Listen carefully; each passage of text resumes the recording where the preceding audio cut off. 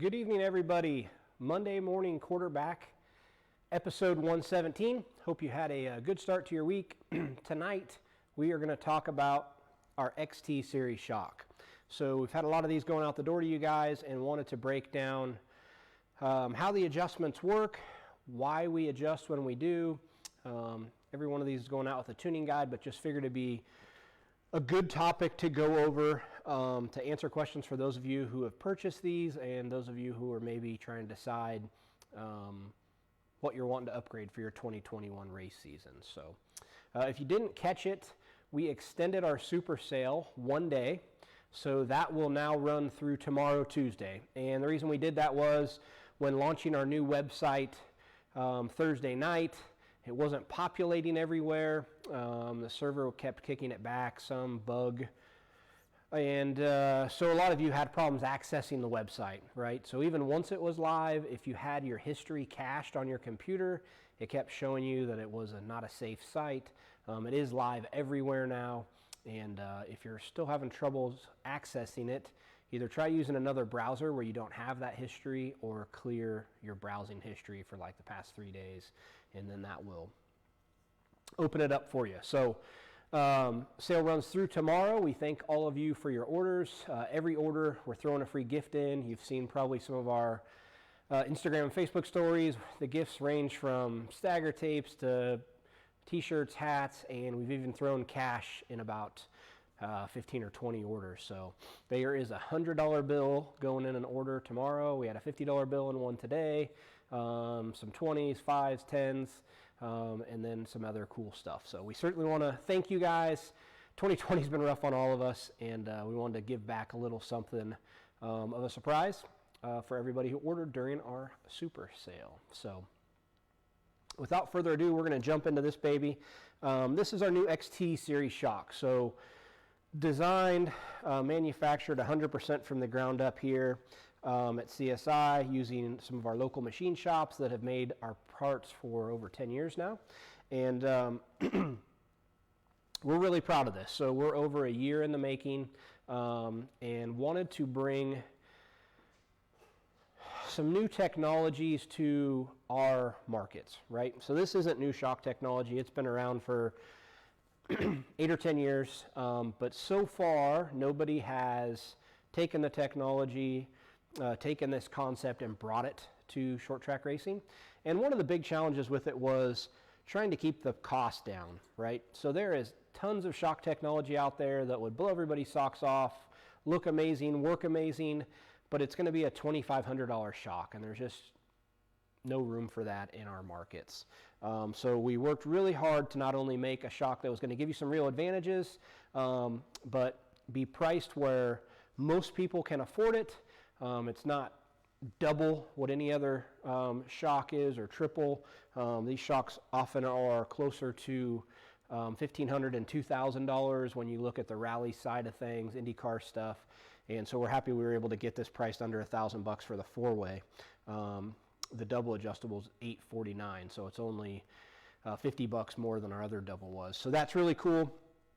The other big challenge when designing something like this is making sure that we can not only make it awesome on the racetrack, but make it in a fashion where you understand how the adjusters work and how to get the most out of it. Because if we sell you this beautiful shock and we know the capabilities of it, but you're not quite sure how to adjust it, it's not going to be of a benefit to you. So we worked really hard to come up with a tuning guide that was easy to read and make it understandable. So as I said, this is two-way, three-way, or four-way. There's 3 different models there, and then we make it in a 6, 7, 8, and 9 inch. So from a micro sprint up to a sprint car, okay? And all of those classes would see a benefit from this. So we are going to show you here, you'll see a C and an R, so that's just compression and rebound. The gold knobs, if you have a 3 or a 4-way, the gold knob with a hex, that is your high speed. So that would be high speed compression, high speed rebound, low speed compression, low speed rebound. So if you have a two-way, you'll have the low-speed knobs, and these will be plugged off. Okay, you won't have the ability to adjust the high-speed bypass spring.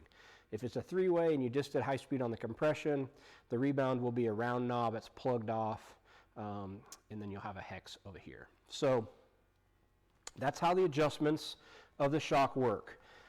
We are typically going to adjust low speed for the amount of grip in the racetrack. So every shock you have right now in your arsenal, they're all low speed adjustable. And what we mean by that is we're adjusting bleed, and the bulk of your adjustment is coming at low shaft velocities, 0 to 3 inch per second. Now it does move the high speed as well. It kind of moves the whole graph, but the big percentage you're adjusting is low speed. So that we're still going to adjust for the amount of grip that's in the racetrack. Now these high speed adjusters, we're going to use those to tune for how smooth or rough the racetrack is. And you might, if you get a four-way adjustable shock, you might not touch your high-speed adjusters for a month. You might go to the racetrack 3-4 weeks in a row. Surface is very similar. It's not really rough. It's not really smooth. It's kind of in between. You have these set at your in-between settings. And then you're just going to tune your low speed throughout the night as the track slicks off and you start to lose grip. So we're going to show you here on the shock dyno what that looks like, what we're adjusting, and then we'll jump back and answer all your questions.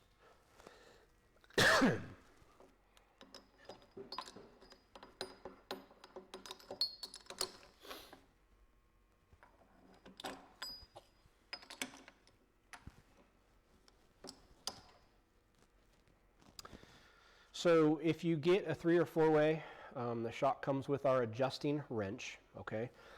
Excuse me, I'm like 95% over my cold, so still have a little cough. So you'll get this high-speed adjuster wrench. The reason we give you the small wrench is this is really all you need to compress it all the way. You'll feel it stop, and then we count the flats out. So if we're adjusting this, we're just moving it 1 flat, 2 flats. We just count the number of flats we adjust, and typically we're doing 5 flats at a time on the high speed. That'll be detailed in your tuning guide. But before we go to adjust that, you'll need to, let me grab this one over here. So this is a 3-way.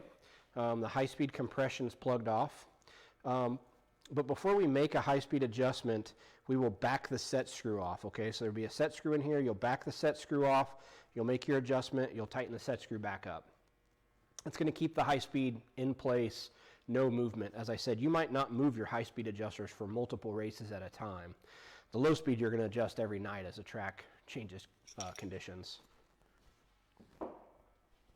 So I pre-dynoed this guy, and you can see I just was fooling with the high-speed compression. So you can see our low speed, our 0, 1, 2, 3 inch per second, unchanged. It starts adjusting really out about 4 inches per second. And we are taking high speed out of it with the blue. The green, we're adding high speed. So when we give you the tuning guide, we give you 3 high-speed settings for compression and 3 high-speed settings for rebound. So the graph will be broken down by rough track, average track, smooth track. And so if the track's rough, you're going to add more high-speed compression to get more control, and you're going to take high-speed rebound out. Okay, that's what you would do if the track's rough.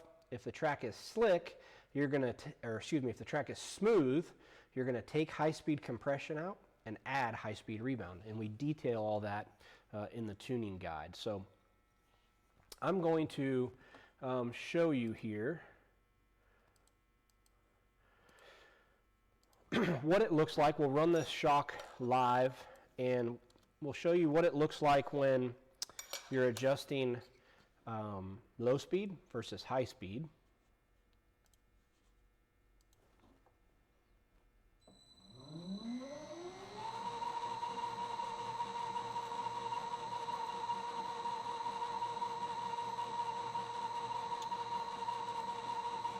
Okay, so it's plotting its graph, and as we adjust the low speed adjuster, you see we're adjusting low speed. The high speed comes down with it, But the bulk of what we're adjusting is low speed, okay? So as we're adjusting that, that's getting softer. We'll stiffen it back up. Okay, so we've adjusted the low speed. You've probably adjusted your 3-inch number almost 75%, where your 10-inch number only adjusted maybe 20%. Now, we'll look at what it looks like if we just start taking high speed out.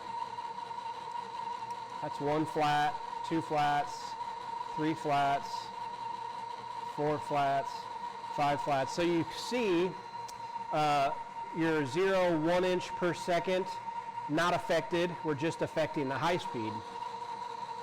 Now if I open the low speed adjuster a little bit more, you'll see us bring this back in. 1, 2, 3. So you can see how it just keeps jumping the high speed up. So our low speed's not affected, and we're just adding high speed.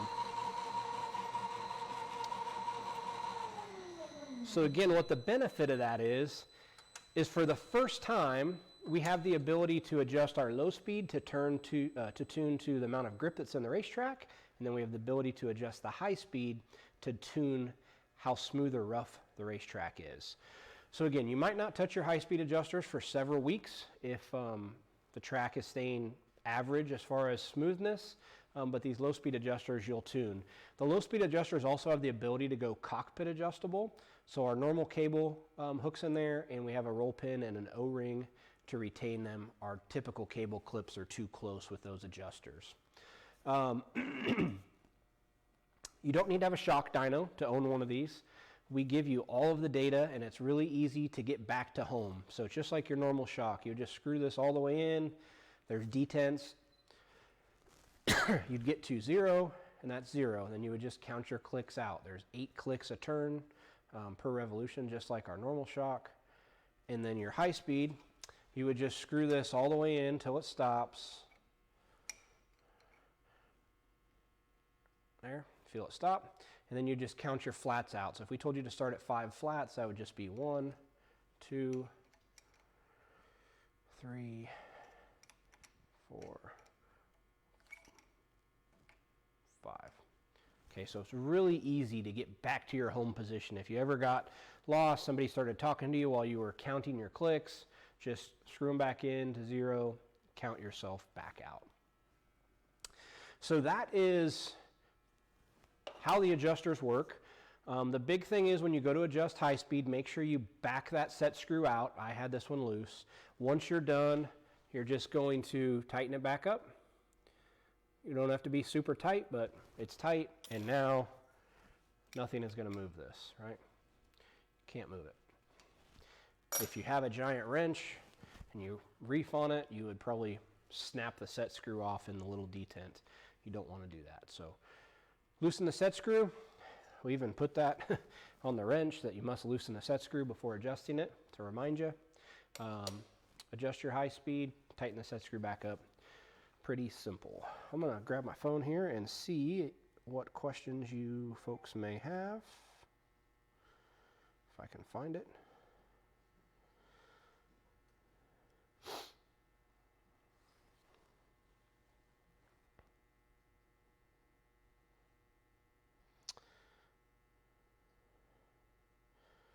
The old internet's slow. Here we go.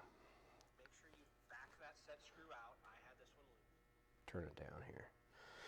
All right, Rick, hello. Aaron Bowes tuned in. Storm Chassis. Had a bunch of quarter midget shocks putting together for you guys over there. Kevin Crum, as a car owner, what corners would you put these on? Definitely the right rear. This isn't a shock I would put on the front. I don't really see a need for high-speed adjustment or double adjustability for that matter on the front. While these shocks are cheaper than our normal shock as far as repairs, since all of our adjustments up here, it's a solid shaft, not a gun-drilled shaft, so this shaft is like $35 versus $110 on our gas shock. Non-adjustable rod end, so $30 rod end versus $100 rod end. So if you're bending them, they actually are less expensive to repair. Where it can get expensive is if you smashed this or broke this off. This is where most of the money is, and the shock is right in here. So the right rear is where we've done most of our testing. That's where we've seen most of the gains. That's where we've gotten a lot of the great feedback. We are just starting to test with this on the left rear. So for those of you who are purchasing them, I've been telling people like, hey, get it for the right rear, get used to it, and by the springtime when you're ready to race, we'll probably have enough data to see if it's a real advantage on the left rear. We always try to be 100% honest and transparent with our customers. If this isn't going to benefit you on the left rear, I don't want to see you spend the extra money on it. So we're just starting the testing on that right now.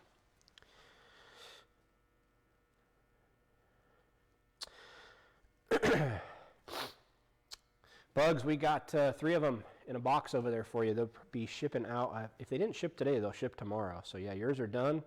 Appreciate the order and look forward to seeing them out there. Nick, this would be the same as any of our shocks. We recommend 20-25 races. They should be rebuilt. So again, the easiest analogy is it's a piston in oil moving up and down in a cylinder just like your engine. Can only do that so many times before the oil breaks down. We run as low a drag seal as we can, so really dusty places you can tend to suck some dirt into the shock. It's a high performance shock, so it's not meant to last 5 years without being rebuilt. You could certainly design and build a shock that you wouldn't need to take apart for 10 seasons, but it's not going to perform at its peak. So 20-25 races, you should rebuild it. Same as all of our other stuff. Patrick, which would I match the XT with? So the beauty of the XT is it's actually a twin tube shock. So this is the pressure tube that goes inside of it. Jordan happened to be building one. So it's a twin tube shock, but rather than a gas bag, we charge the shock here. So one, we're not going to rupture gas bags. So gas pressure has a slight effect on this shock, but not a lot. You really just have to have a certain amount in there to keep it from cavitating. So the beauty of that is this will work really well on a twin tube or a gas shock. So if you've got RS15s or RS18 LTs on 3 corners and you want to put this on the right rear, it'll work great. If you have RS17s and you want to put this on the right rear, it'll work great for that too. Martin, can that be made into a coilover? It can. So we don't have threaded bodies today, but we're making some at the moment. We have a couple pavement guys that want them and some drag race guys. So we're making a few threaded bodies. If you need one with a threaded body, it's probably 2 to 3 weeks before we have those available, and let us know because we made a very limited amount of those. Don, are the pressures set similar? The amount of pressure we're running in them probably is less because it's not as effective as the old shock. However, you would set it in the same fashion. Shock fully extended, screw your inflation tool on here, add or remove the pressure, take it off. So.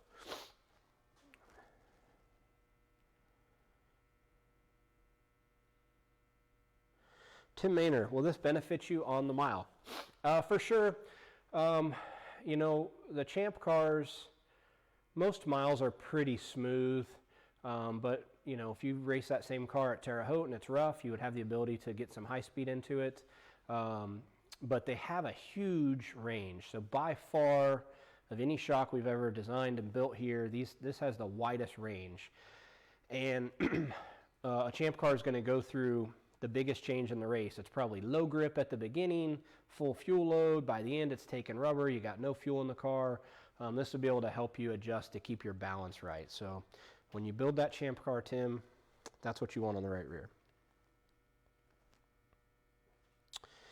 Dylan, is the best way to set these shocks on the dyno or just on the car? So we do most of the work for you. Once we have these built, it's about 45 minutes of dyno time for us to dyno them at every setting for your rough track high-speed settings, your average track high-speed settings, and your smooth high-speed settings. And then we take all of that data and put it on a really nice tuning guide for you. And let me see if I can pull one up here. And on that tuning guide, then you can easily see, I know I just did a tuning guide for my buddy Jeff By. He ran one this week in Florida.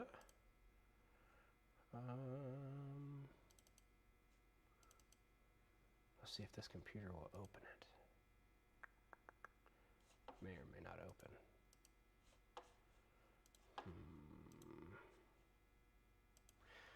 Let me look at one more place where I might have that tuning guide to show you.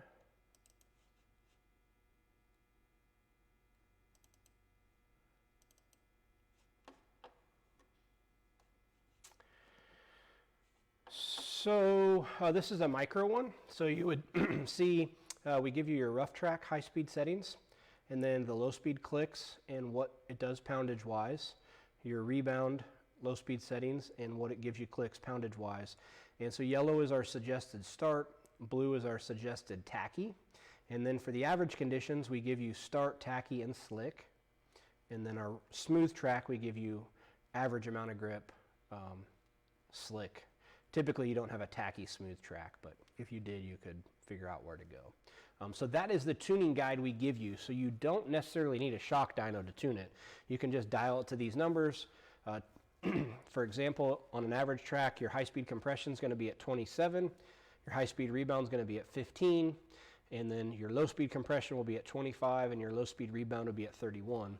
And as I said, once you set these high-speed adjusters, there's a good probability they're going to stay there 75% of the time. It's just going to be really nice to have those in the instance when you get on a really rough track or a track with a big gnarly curb.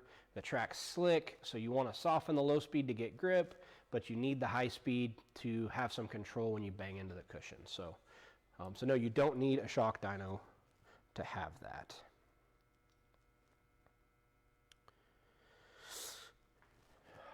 JR, as I said a couple times, the biggest benefit is the ability to not only tune for the amount of grip in the racetrack, but to tune for how smooth or rough the racetrack is, which no shock that we have or anybody else has at the moment can you do that because they're just low speed adjustable.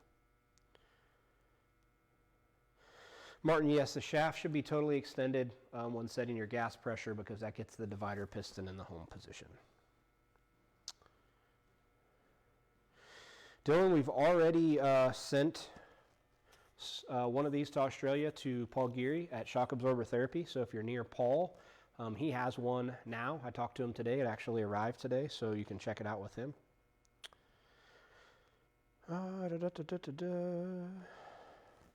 No other questions at the moment. So again, these are available now. We're about 7 to 10 days on any new ones ordered. I think we still got 15 or 20 to build or something like that. Again, it's available 2, 3, and 4-way adjustable, 6, 7, 8, and 9-inch lengths. Another big benefit of this is we were able to get the body a little bit shorter and still get our extended length, so that gives us more available travel for bump rubbers for our micro guys and wing sprint car guys on the left rear. The body is, I should know this number exactly, I'm going to say roughly 5/8 of an inch shorter than our gas shock, so you can get a little bit more bump travel with the same amount of stroke. Dylan, Paul Geary there in Australia will be able to rebuild them. I imagine in time, Gleno at the Sprint Shack and Glenn at P1 Australia, they might be interested in rebuilding them as well. But Paul, so far in Australia, would be the first one that would have it and probably have parts for it. Kevin, good point. Pit Logic is already set up for these, so I need to spend about an hour and get Tim Clausen's entered in there before they race this week. So yeah, all of it, the templates are in Pit Logic where you can put this in there and have all your shock data in PitLogic as well. JR, yeah, that's okay. It's right now, I recommend it for the right rear. We're starting to do testing on the left rear, but no, I wouldn't recommend it on the front. Too expensive of a shock to be up front. So, Jeff, thanks for the feedback. He gave us some great feedback after he tested on Friday night, and then he got to race with it on Saturday, and he really liked the feel of it. And he's coming from our other shocks, so he gave us some really good feedback, as well as Chance Crum, who tested with it a lot this year. Mark Smith's won 21 features this year, and I think 20 of them have been with an XT on the right rear. So we gave him one in Florida, and he's been winning with it ever since and doesn't want to give it back. So, so we've got a lot of great feedback from people, and that's really helped us with the development.